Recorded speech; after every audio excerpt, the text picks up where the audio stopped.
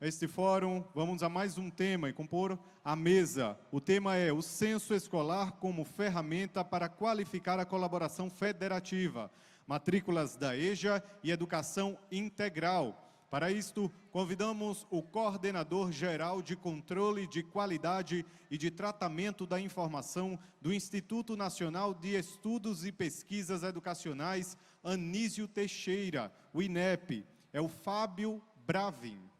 Convidamos também para a mediação Joária de Araújo Vieira, dirigente municipal de educação de Rio do Fogo, Rio Grande do Norte e presidente da Undime Rio Grande do Norte.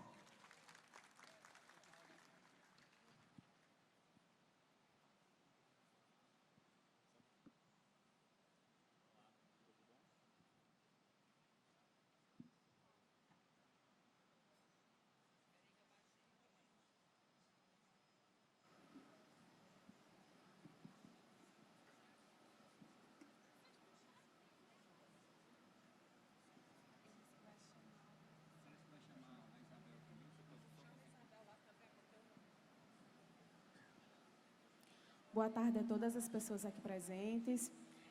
Gostaria de cumprimentar Fábio Bravin, por estar junto conosco aqui no primeiro Fórum Regional do Nordeste, um fórum feito exclusivamente para as discussões de políticas públicas, especialmente aqui da região Nordeste. Convidamos também a Isabel Chagas, do gabinete do INEP, para compor a mesa.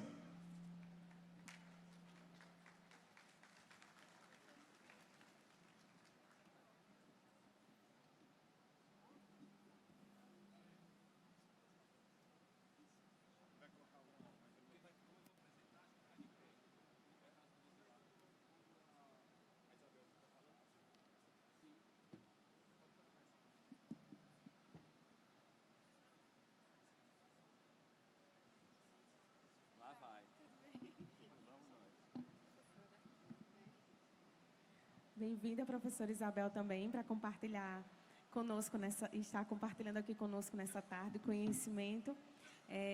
Saiba que nós, enquanto dirigentes municipais de educação, o censo escolar é uma ferramenta que a nós é muito cara, né, muito preciosa. Sejam bem-vindos. Já estamos aqui sabendo do adiantar da hora, então não vou me estender muito. Com você agora, professor Fábio. Obrigado. Acho que você podia. Bom, pessoal, boa tarde. Queria agradecer o convite do Alessio para a gente estar nesse espaço falando do censo escolar, que é, como eu espero mostrar para vocês, uma ferramenta essencial para a gestão da política pública de educação, não só pelos impactos que ela tem no financiamento público, né, mas também para o próprio conhecimento da realidade e para a decisão sobre melhores opções, né, em relação à política pública. Bom, o censo, ele é uma pesquisa, né, estatística, e aí a gente começa a pensar assim, bom, o que é a estatística, né? A estatística, na verdade, ela é um tipo de informação. Ela é um tipo de informação que é uma informação quantitativa e que vai informar sobre aspectos da realidade. Na verdade, essa informação ela é produzida com base num processo sistemático de pesquisa, né? E que a função dela é informar a sociedade, né? É óbvio que ela tem um papel importante na gestão das políticas públicas, mas ela também tem um papel importante para que a sociedade conheça a realidade educacional do seu município, do seu estado ou do país, e possa, inclusive, pleitear melhores condições de atendimento educacional no seu município, né, no seu território. Tá? E aí, a gente está falando de um tipo de informação que é a informação quantitativa, né? Aqui a gente tem que entender que o papel da informação estatística é poder trazer evidências que permitam a gente mensurar condições do atendimento escolar. Porém, a estatística tem também algumas, vou colocar aqui como limitações, para informar sobre a qualidade do atendimento escolar. Né? Por quê? Porque a qualidade se processa no local, a partir de uma intervenção direta, e muitas vezes é difícil você conseguir modelar ela dentro de uma pesquisa que consiga entender o cenário nacional, por exemplo, como um todo. A gente que está num país que é gigantesco, um país de condições de dimensões continentais e com muita desigualdade e também diversidade, né? Então, a gente precisa entender que as estatísticas elas vão poder informar um conjunto de condições de atendimento, mas ela também está limitada pelo seu modelo de produção, tá? E a pesquisa censitária, vocês todos certamente de alguma forma já tiveram algum contato com o censo escolar nos seus municípios, obviamente. Ela pressupõe alguns aspectos, né? Primeiro é a cobertura, né? Quando eu falo em pesquisa censitária, significa que eu cobri toda uma população, ok? É diferente de uma pesquisa em que eu vou identificar um conjunto de atores de interesse, um público-alvo de interesse, e vou pesquisar para aquele público-alvo de interesse, uma pesquisa de mercado, por exemplo, né? Na verdade, a pesquisa censitária ela vai estar preocupada em cobrir toda uma população. E ela exige, né, um esforço maior para captar a informação de toda essa população, né? Ninguém pode ficar de fora, né? Se alguém fica de fora da informação censitária, a gente tem um problema que a gente chama de problema de cobertura. A gente não conseguiu alcançar aquela, né, aquela unidade que deveria ter sido alcançada, né? E ela exige um processo de participação para que isso aconteça. Então, recentemente a gente teve, por exemplo, a pesquisa censitária demográfica, né, a pesquisa domiciliar do IBGE, em que os recenseadores estiveram cobrindo todos os municípios, todos os domicílios, né, para poder contabilizar a população. O censo escolar, a gente vai ver que ele é uma pesquisa do mesmo tipo. Tem uma metodologia um pouco diferente, mas é uma pesquisa do mesmo tipo. Tá? Então, qual que é o objetivo do censo escolar? É produzir informação sobre a realidade do sistema escolar brasileiro, sobre o sistema educacional brasileiro. Esse é a principal função do censo escolar. Entre essas informações, uma que é muito cara a todo o sistema educacional é o quantitativo de matrículas, né? Contar quantas pessoas estão sendo atendidas no sistema educacional brasileiro. Mas, além disso, para além da matrícula, o censo coleta um conjunto de outras informações, como, por exemplo, características da infraestrutura da escola, informações sobre os professores, sobre os diretores, para poder informar a sociedade e poder ter elementos para uma melhor decisão pública, ok? A outra questão é que o censo ele precisa de uma metodologia, já que ele tem que cobrir toda a população, ele precisa de uma metodologia que permita a gente conseguir essa informação.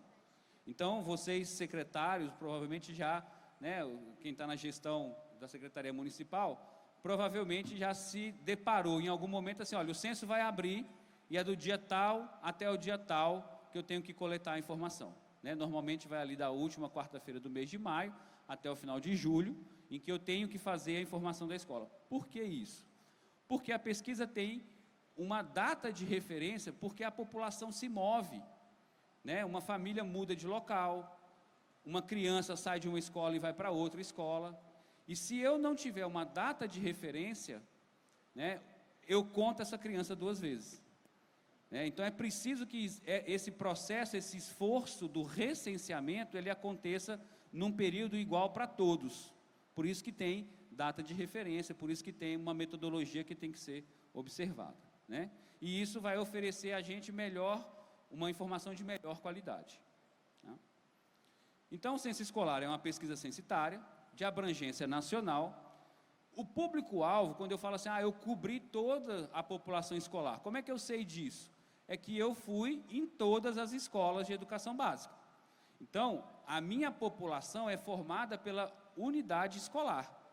Se eu vou em todas as escolas, eu posso dizer que eu recenseei todas as crianças que estão nas escolas. A mesma coisa é o IBGE, ele vai em todos os domicílios, então ele pode dizer que ele recenseou todas as pessoas residentes em domicílio, seja domicílio individual ou coletivo, né, ele vai em todos os domicílios, ok?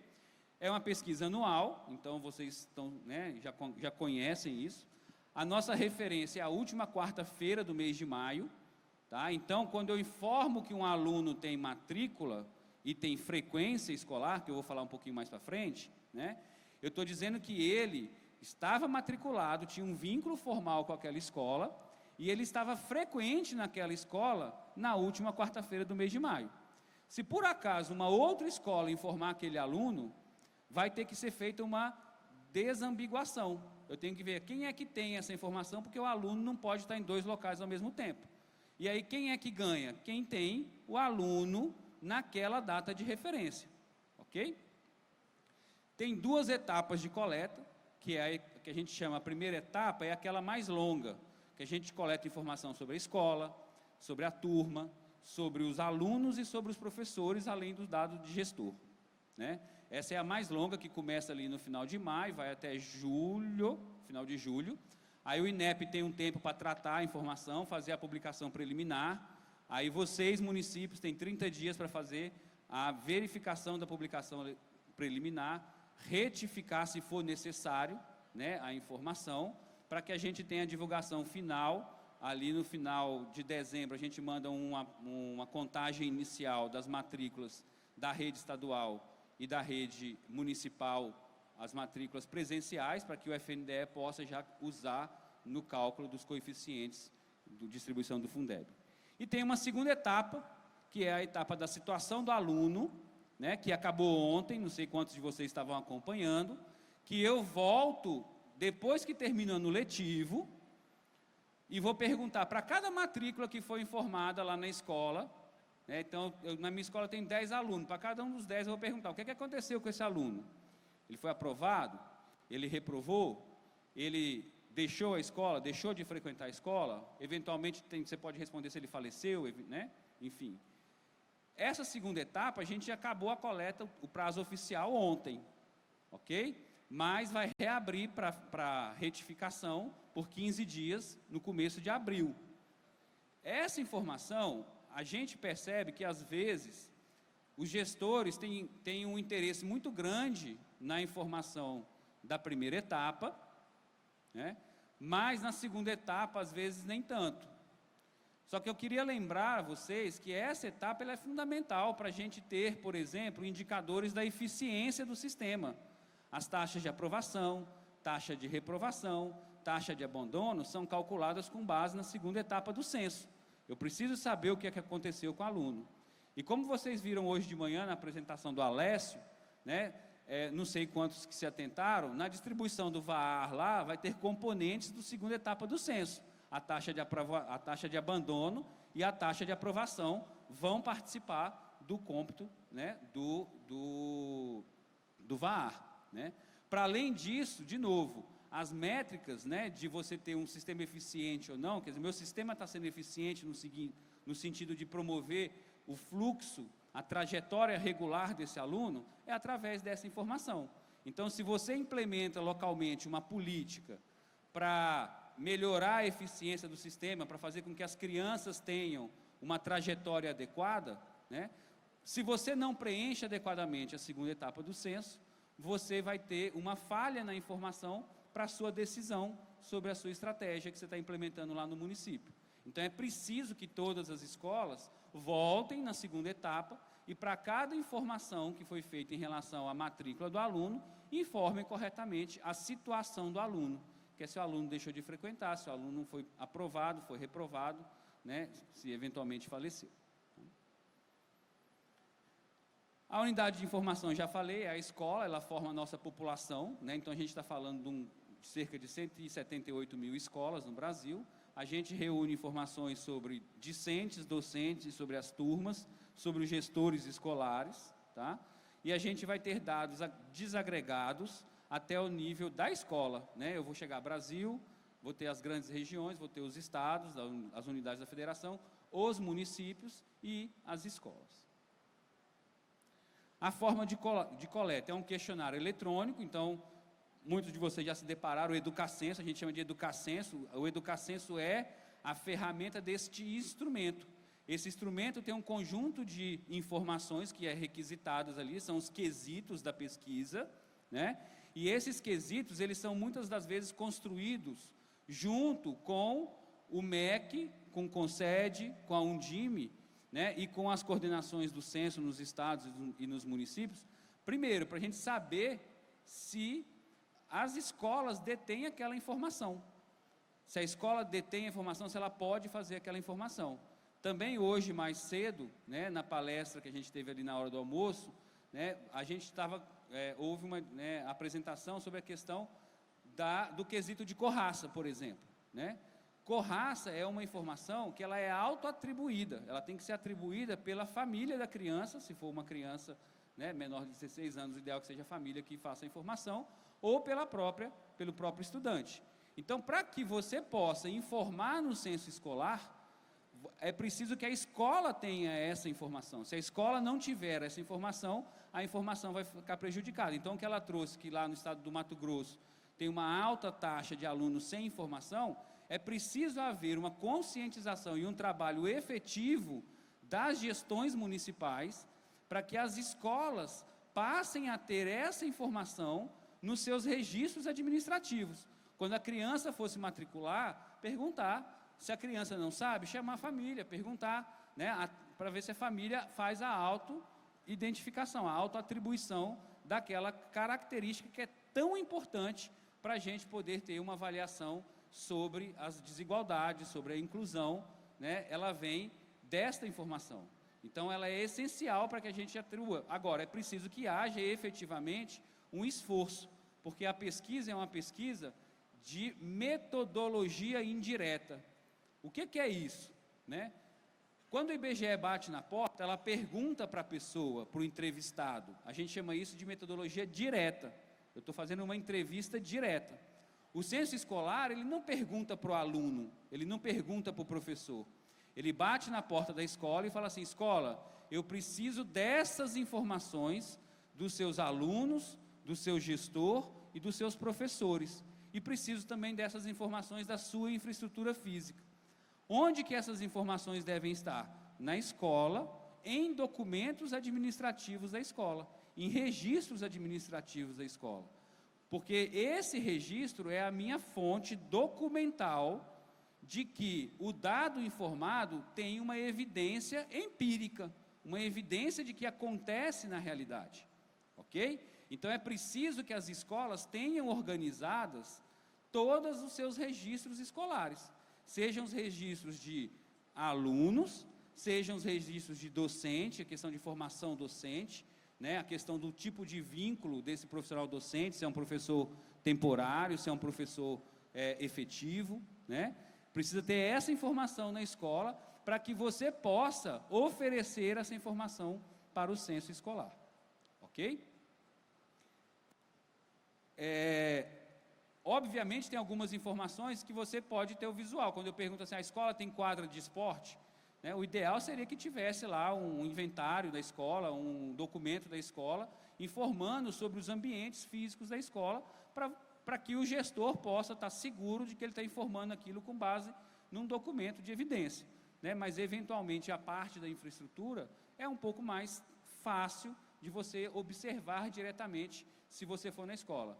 Mas lembrando que todos os dados, seja de infraestrutura, de matrícula, de docente ou do próprio diretor, elas estão referidas a quando? A maio, a data de referência do censo.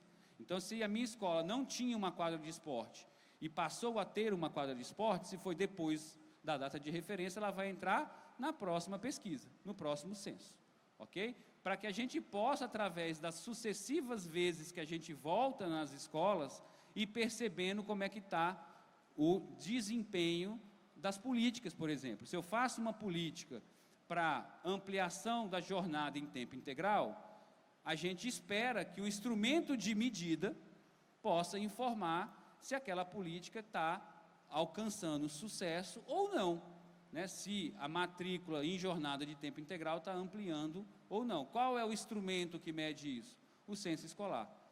Tenta se aproximar disso com uma medida mais objetiva, com uma medida mais estável, para que você possa perceber como está sendo o atendimento educacional. Mas, obviamente, ela vai reduzir essa informação do atendimento de jornada em tempo integral ao atendimento quantitativo, né? Agora, vai ter situações do atendimento qualitativo da jornada do tempo integral, que aí não vai ser o censo que vai ser capaz de alcançar, ok? Então, a gente tem, então, 2 instrumentos de coleta, o instrumento da primeira etapa e o instrumento da segunda etapa. O instrumento da primeira etapa são 5 formulários. A gente tem o formulário de escola, o formulário de turma, de diretor, de discente, que são os alunos, e aí são tantos formulários quanto alunos, né, quanto o número de alunos estiver na escola, e o formulário de professores, de docentes, ok? E na situação do aluno, na segunda etapa, é só um quesito. Ele vai perguntar para cada aluno se aquele aluno foi aprovado, reprovado, se ele deixou a escola, se ele foi transferido, se ele veio a falecer, né? É essa informação para cada matrícula que a gente coleta. Quem são os responsáveis? Bom, há uma ideia de que o censo escolar é uma pesquisa do INEP. Ela não deixa de ser verdadeira porque está atribuído ao INEP, né, a responsabilidade de coordenar a pesquisa, de fazer com que a pesquisa saia do papel e se efetive todo ano.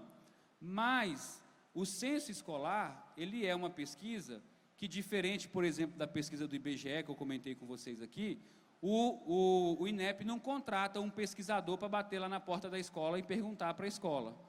Na verdade, cada informante do censo escolar é partícipe dessa rede que forma a pesquisa do censo escolar. Então, o censo escolar, que é uma ferramenta pública, que produz informações sobre a educação nacional, ela é uma ferramenta construída com base numa articulação de uma pesquisa em rede. Há para isso treinamentos das secretarias estaduais, que também ajudam a disseminar o treinamento para as secretarias municipais. Há um apoio do INEP no atendimento a dúvidas, né, sobre o atendimento educacional, sobre a resposta ao censo escolar. Há um conjunto de mecanismos que a gente coloca à disposição como material de orientação, para que todos possam fazer de forma segura a sua participação na pesquisa.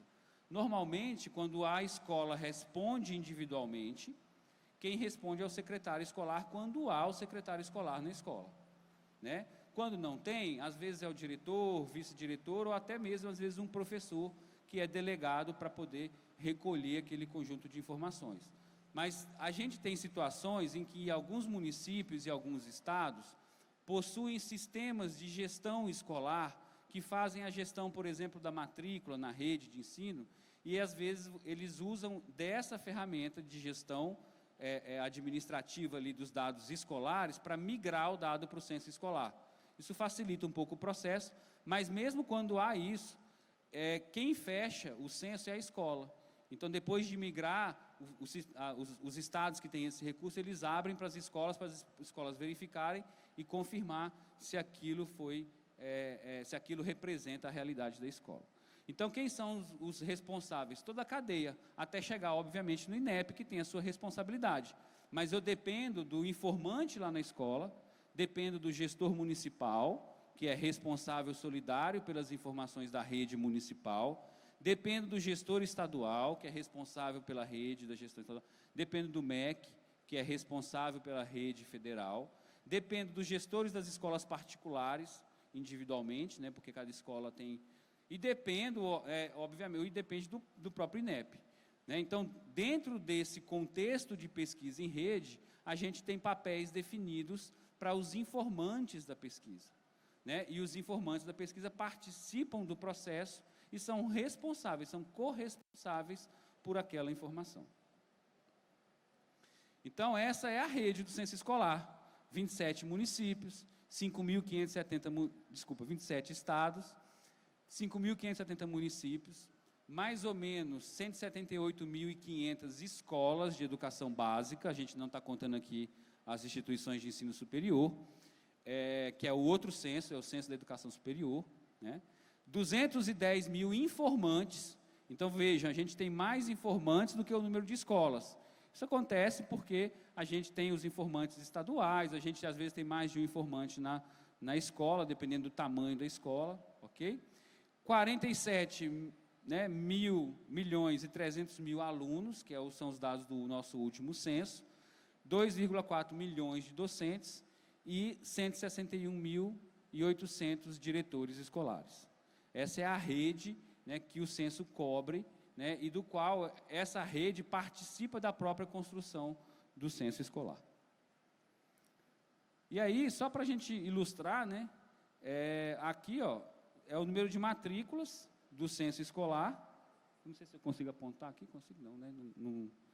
E a gente tem então aí, ó, 47.300.000 matrículas, sendo que 37 milhões é da rede pública e 9.400.000 da rede privada, ok? E quando a gente olha a matrícula, né, 49,3% da matrícula da educação básica, quem que atende? Vocês, secretarias municipais. São as escolas da rede municipal de ensino, atendem 50%, né, do atendimento educacional, da educação básica, tá? Aqui é 50%, tá, da educação básica. Então, considerando que vocês não atendem o ensino médio, né, então vocês atendem mais do que 50%, obviamente, da matrícula do ensino fundamental, ok? Outro dado importante, né, 51%, 52%, que são esses dois primeiros ali, ó, 31,7 mais 20,8, né, vai dar 52,5% dos municípios têm até 10 escolas. Então, a gente está falando que 51% dos municípios, 2.250 municípios, têm até 10 escolas na sua rede pública. São municípios pequenos. Qualificar a informação dessas 10 escolas é, ao mesmo tempo, um desafio, mas é um desafio que é possível você coordenar para conseguir informações efetivas para auxiliar vocês mesmos, gestores municipais, no entendimento da realidade educacional do município. Ok? E aí vamos lá no EJA e no tempo integral, né? Quais são os desafios, né? Os desafios do EJA, para o censo escolar, os desafios do EJA e do tempo integral, eles são os mesmos desafios do EJA e do tempo integral na rede de ensino. Se eu perguntar para vocês quais são as dificuldades, vocês vão me dizer, é a retenção do aluno, é fazer com que ele frequente a escola, que ele não abandone a escola. O tempo integral é coordenar as atividades, né, que ele vai fazer ao longo da jornada. Esses desafios, eles são espelhados no censo. Porque lembra que o censo, para que ele aconteça e tenha uma informação efetiva, ele precisa do quê? De um documento na escola, porque o documento é a nossa base indireta de informação, da evidência de que aquele atendimento escolar aconteceu. Então, eu preciso do registro na escola de que houve o atendimento do EJA. Quando eu falo a estatística de matrícula, alguns entendem matrícula como assim, não, o aluno se matriculou, mas não é isso.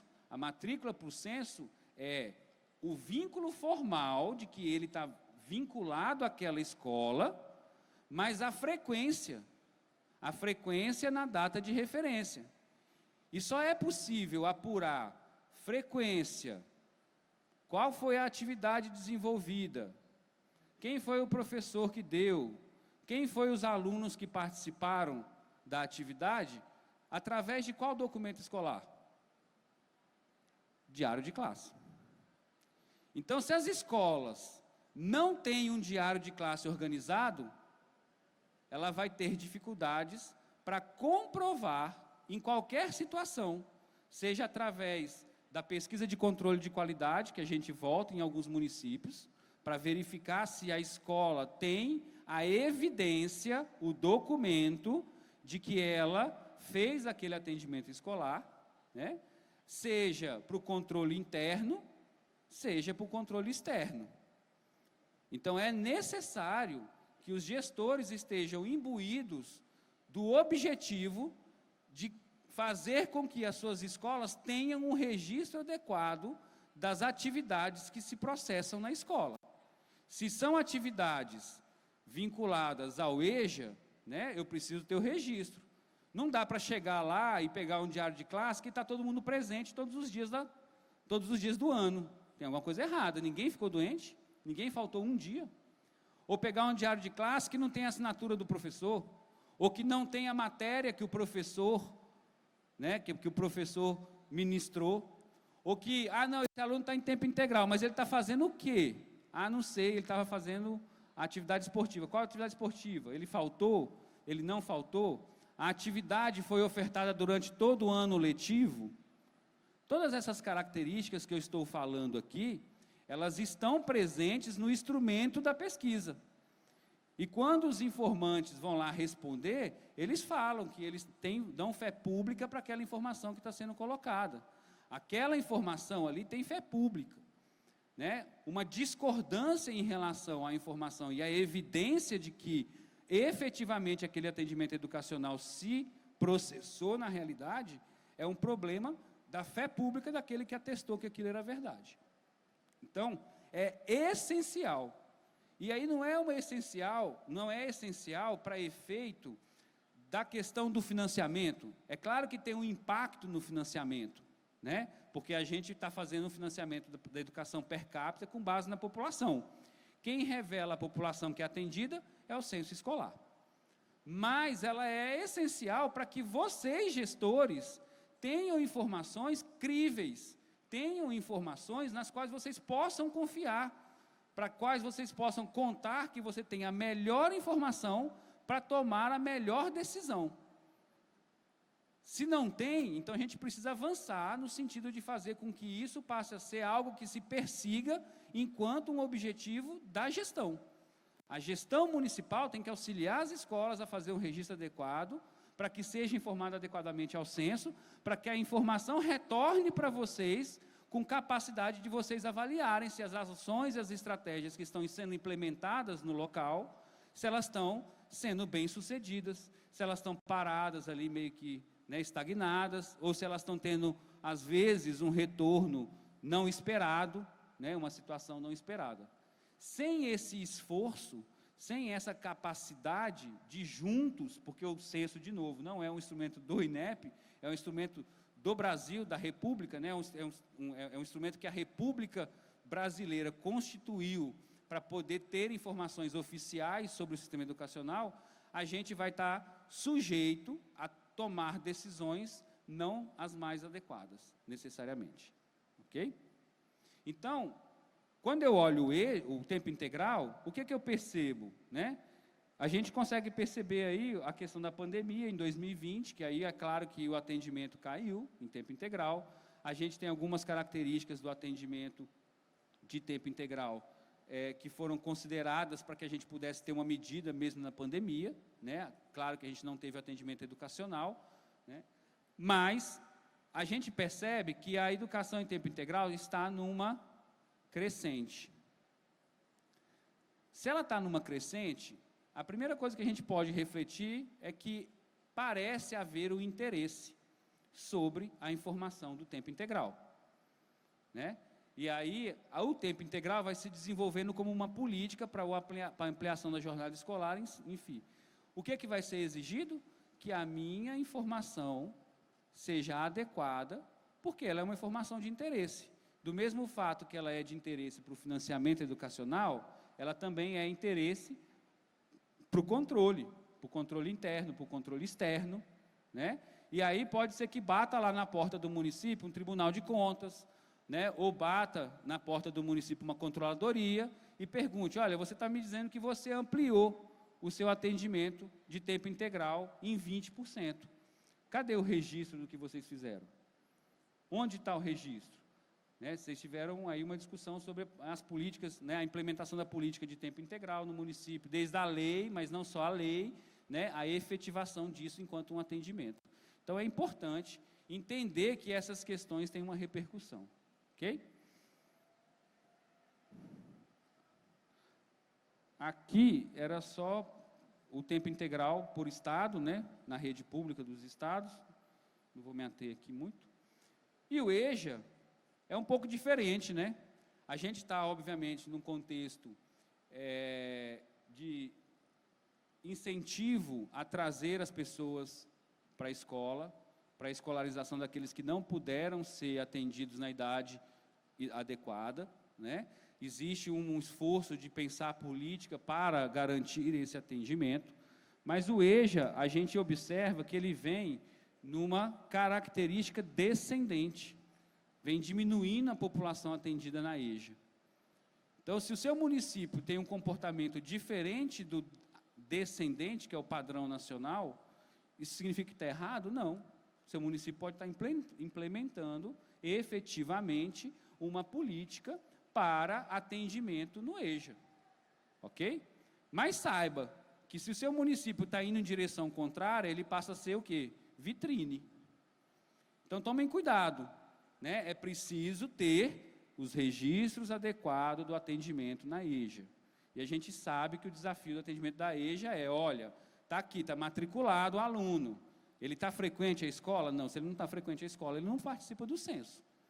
Ele, para participar do censo, ele tem que estar matriculado e tem que estar frequente na data de referência, né? A data de referência é maio, né? Então, em maio, ele tem que ter lá o registro da atividade que o professor deu, tem que ter lá o nome do professor que atendeu, esse professor ser um professor vinculado ao município, né? Precisa ter um registro adequado disso, ok? Então, os desafios, eu trouxe aqui o da EJA, porque foi um pedido que a própria Undime fez, né, e do tempo integral, mas ele é o mesmo desafio para a turma regular do ensino médio, para a turma de educação infantil, para a turma de anos iniciais, para a turma de anos finais. É preciso haver o registro adequado para que se comprove uma evidência de que aquele atendimento aconteceu, tá? Aqui a educação de jovens e adultos no ensino fundamental, e vejam, 75% da matrícula de jovens e adultos no ensino fundamental, quem atende são os municípios. Ok? E aí, só para finalizar, nós fazemos um esforço de devolver para vocês a informação de uma forma mais adequada. Não sei quantos de vocês conhecem os instrumentos que a gente usa para disseminação. A gente normalmente tem um dia que faz uma coletiva de imprensa com o ministro, que faz a divulgação, um documento de nota técnicas e resumo que é no âmbito nacional, às vezes para o município não ajuda muito. Os microdados, eles estão organizados para a escola, então a partir da escola você tem todas as informações ali, então vocês poderiam ter informações de todas as escolas do município. As sinopses trazem informações por município, tá? Painéis dinâmicos e outros atendimentos no INEP. Então, lá na página do INEP tem essa página aí de resultados, em que vocês podem consultar, por exemplo, a publicação do DOU, que acontece lá em dezembro, sobre o componente da matrícula presencial da rede municipal e da rede estadual, tá? Tanto o atendimento regular como a educação especial, então, são dois anexos separados. Então, ali em dezembro, você já vai ter no DOU, onde você pode consultar aqueles dados do DOU, tá? E vai ter depois todos os outros produtos, microdados, sinopse, os indicadores educacionais, ok? E os painéis de disseminação dinâmica. Na sinopse são mais de 160 tabelas. Então, cada município, porque cada município está representado na sinopse, tem pelo menos 165 tabulações tratando os seus dados educacionais. O atendimento de toda a educação básica, da educação infantil até o ensino médio, as escolas, as turmas, os docentes, ok? Os painéis do INEP Data, é um outro que você pode entrar lá e filtrar o seu município. E aí eu já vou deixar aqui um aviso, acho que eu combinei com a Renata, mas também com a Francineide, acho que está tudo certo, que no dia 26, né? Acho que é 26, a gente vai fazer uma live pela Undime sobre o uso do novo painel de estatísticas do censo escolar, em que a gente vai apresentar esse novo painel. Vocês, quem não conhece ainda esse novo painel, eu sugiro que entre lá no site do INEP e procure pelo novo painel de estatísticas do censo escolar e já faça uma exploração. Mas no dia 26 vai ter um tutorial guiado, uma orientação ao vivo, a gente vai estar promovendo com a Undime, para todos os gestores, para toda a rede da Undime, que participa da Undime, poderem saber como que funciona o painel, que informação você pode ter no painel, e vocês, talvez, se quem não conhece, se surpreenda com o volume de informações que estão lá disponíveis, de uma forma muito mais fácil do que a sinopse, do que os microdados. Você vai lá e pega assim, eu quero meu município, você vai ver lá o número de matrículas, você pode olhar matrículas por localização, se você tem localização diferenciada indígena, se você tem quilombola, você pode olhar a matrícula por faixa etária, você vai ver docentes, você vai ver escolas, num painel só. Tá? Então, gravem essa data, mas aguardem a confirmação da Undime no dia 26 desse mês. E era isso, gente. Obrigado. Obrigada, Fábio, pelas contribuições. Eu acho que a Alessio já ouviu pela manhã o comentário do QEDU, e aí o INEP já está saindo na frente com esse novo painel, né? Para finalizar aqui, para que possa contribuir um pouco mais com as informações prestadas por Fábio. Boa tarde. Em nome do INEP, nós agradecemos a oportunidade de estar aqui hoje, nesse evento tão importante. Um agradecimento especial à Undime Nacional pela iniciativa de promover esse que é o primeiro, mas haverá outros, né, encontros regionais.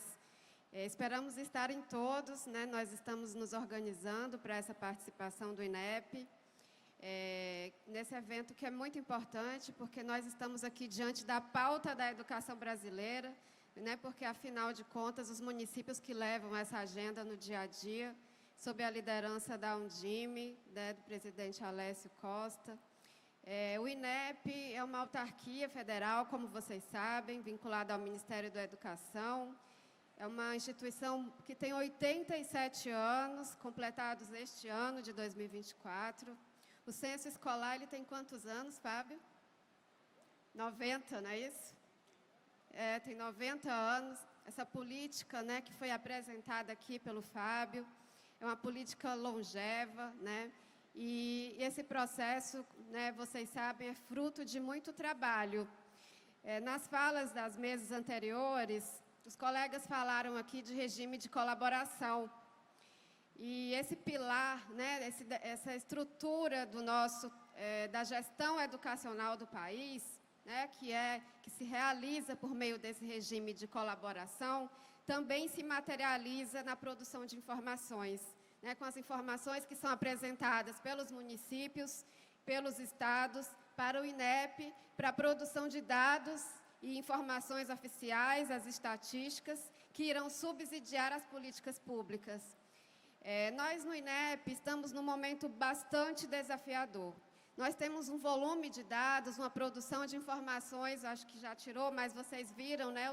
Nós temos bastante informação e, ao mesmo tempo, nós somos muito cobrados por mais informações e informações de qualidade, né? Que atendam às necessidades de vários públicos que são importantes também nos processos de trabalho e, principalmente, os gestores, né? Os principais clientes do INEP são vocês, dirigentes de educação, responsáveis aí pela Secretaria de Educação de Estados e Municípios.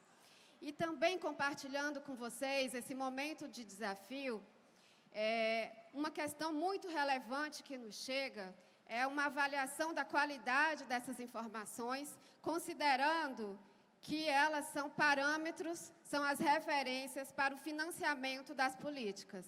E aí elas são realmente as informações que vão servir para a aplicação de recursos, né? A gente está falando aqui do Fundeb, né? Nós estamos falando de 300 bilhões de reais, com 40 bilhões de complementação da União. O VA é uma parte disso, né? Aquilo que a gente adora falar, né? Corresponde a 7 bilhões, mais ou menos, tá? Nós estamos falando do salário educação, cerca de 18 bilhões de reais. Nós estamos falando do PDDE, do PENAI, do PAR, do PNLD, enfim, dos programas que nós vimos hoje aqui, inclusive de alfabetização, com resultados muito relevantes, né, muito importantes, que foram apresentados aqui. Então, essas matrículas, elas subsidiam o financiamento para a educação. Nós sabemos que esse financiamento não é suficiente para enfrentar tantos desafios, nós precisamos de mais investimento, mas nós precisamos qualificar esse gasto.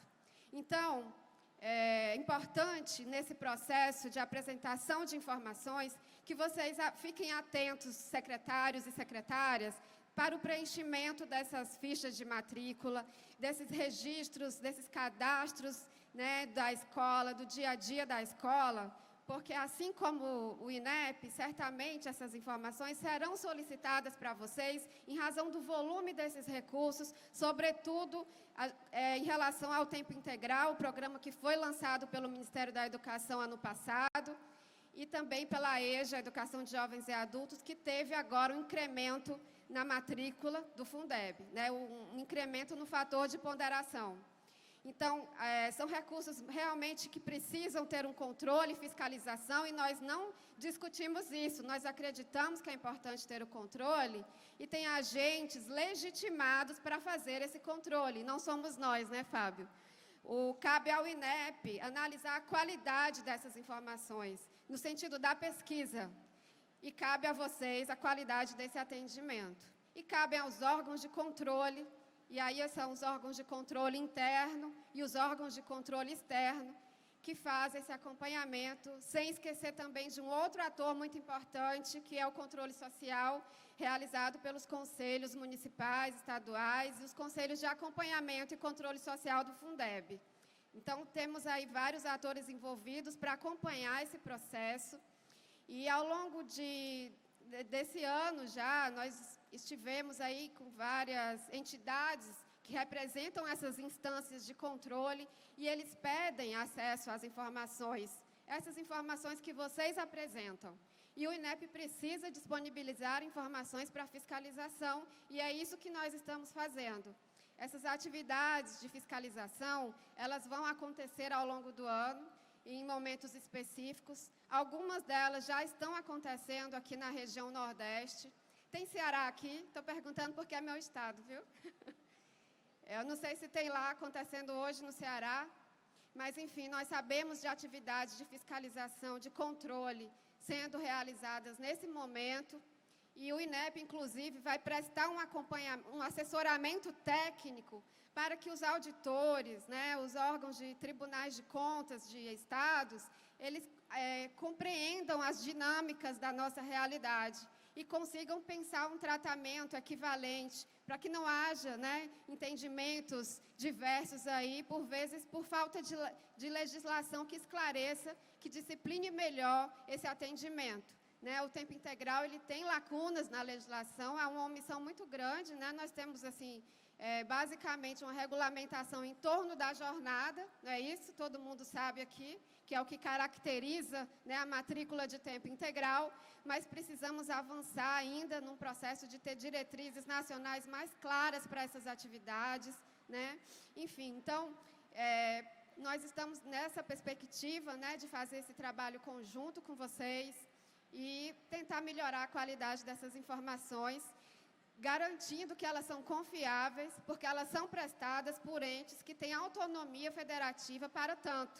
Né? Então, isso não está em discussão e não está sendo matéria controversa e não seremos nós que vamos permitir qualquer situação que traga fragilidade para esse processo tão relevante que está há tantos anos aí sendo realizado. Então, é isso. Mais uma vez, obrigada. E a gente está à disposição pelos canais oficiais do INEP. Nós sabemos que os desafios são muitos, né? E nós temos aí a certeza que esse trabalho e as experiências que estavam aqui mais cedo mostram isso, né? Que são esses os trabalhos que vão fazer a diferença para o crescimento, para o desenvolvimento dos municípios, do país, sem deixar ninguém para trás. Então, muito obrigada. Obrigada, Isabel. Ô, Joana, desculpa. É só porque a Isabel provocou, né? São 93 anos do convênio interfederativo para a produção de estatísticas da educação. Em 1931, houve um convênio formado entre a União e os estados. Né? Nessa época, a gente não tinha uma Constituição municipalista, como a Constituição de 88, né? Mas talvez a gente esteja falando do esforço interfederativo mais longevo, né, que ainda hoje, né, se sustenta, que é o censo, que é a produção de estatísticas da educação básica. Então, o convênio é de 1931, né, formulado, na época era Ministério da Educação, Saúde, enfim, né, mas é esse convênio que possibilitou toda a criação de uma infraestrutura para a produção das estatísticas oficiais sociais, né, e esse convênio vai servir de base depois, o Teixeira de Freitas, que foi quem teve à frente da construção desse convênio, depois vai fazer a participar da criação do IBGE, né, e vai trazer para a educação esse componente. Então, a gente está falando de um esforço interfederativo que, desde 1931, ele acontece para a produção das estatísticas oficiais. Esse é o nosso legado, esse é o nosso desafio, né, é manter esse esforço, Fábio, e ampliar essa situação. Só atentando um pouquinho para o horário. Obrigado. Pessoal, agradecer ao Fábio, à Isabel, pelas contribuições agora à tarde. Infelizmente, não vai ser possível abrir para debate, mas a gente sabe da responsabilidade, enquanto dirigente municipal de educação, do censo escolar, e hoje à tarde vem reforçando ainda mais essa importância, essa análise, sobretudo sobre a educação infantil e o EJA aqui no Brasil. Então, agradecer, Isabel, pelas contribuições e pelos alertas finais, e ao Fábio por toda a explanação.